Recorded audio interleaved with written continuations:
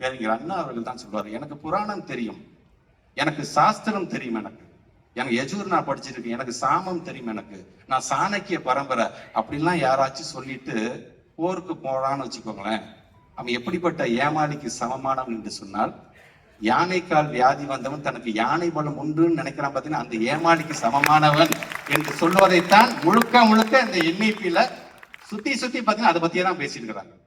So அந்த விதத்தில் இன்றைக்கு நமக்கான அரணாக, நமக்கான பாகனாக தமிழ்நாட்டுடைய முதலமைச்சர் இருக்கிறார்.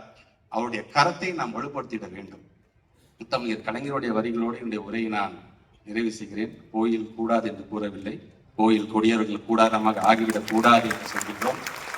கல்விக் கொள்கை கூடாது என்று சொல்லவில்லை, கல்விக் கொள்கை காவிய கொள்கைகளுடைய கூடாரமாக மாறிவிடக் கூடாது என்றுதான் சொல்லி நிகழ்வுக்கு வருகை தந்திருக்கின்ற உங்கள் அனைவருக்குமே என்னுடைய நன்றியை தெரிவித்து இந்த உரை நிறைவு செய்கிறேன். நன்றி.